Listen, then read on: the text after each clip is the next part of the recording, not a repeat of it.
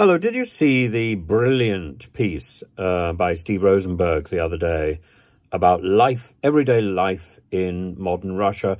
It's true, the war has not yet got to the doorstep of ordinary citizens, and they do not yet feel the pinch. But maybe that was why Mr. Putin and his cohort staged the so-called drone attack on the Kremlin, the two drones that caused a little bit of puff of smoke on the Kremlin roof and looked like fireworks going off. And there is a circulating rumor that it's necessary for Putin, for his own survival, to prolong the war. He's never going to win it, but he's certainly not determined to lose it. And he can just keep it going on and on until he feels it's time to retire or die. And after him, somebody else will come along who probably has the same view. It's too risky for Putin and his group to end this war.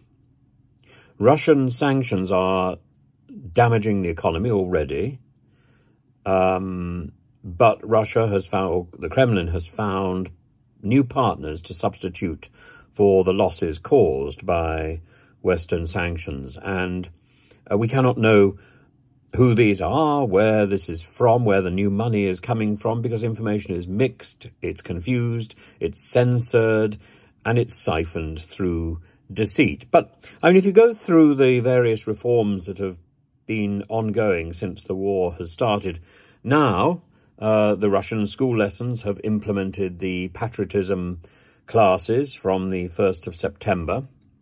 In fact, Russia is now demanding obedience and practical patriotism by interfering on a regular basis through the education system, interfering directly.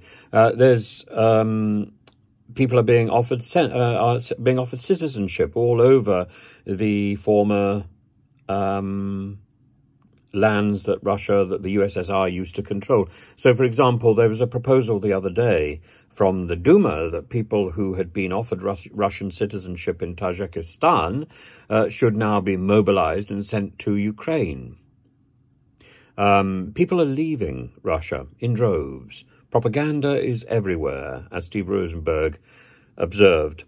Life is very different in the south of Russia, where the pinch is being felt keenly. So in Rostov, you will see vehicles near the railways, armed vehicles near the railways. It's more evident than it is in Moscow. All the airports in the south have been closed. They've been closed for 14 months. The only way to travel from the north to the south of Russia is by train. The only airport in the south open is Sochi. That's presumably because Mr. Putin, when he's at his palace in Sochi, wants to have proper supplies.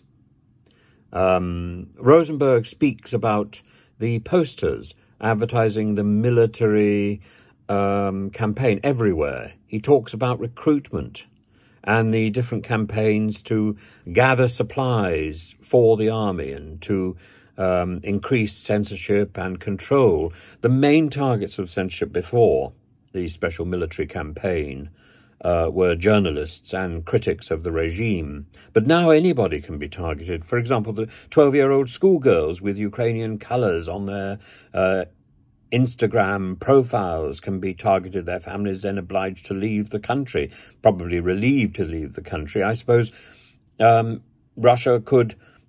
could target the coronation theatre itself in the British coronation yesterday, noting all that blue and yellow.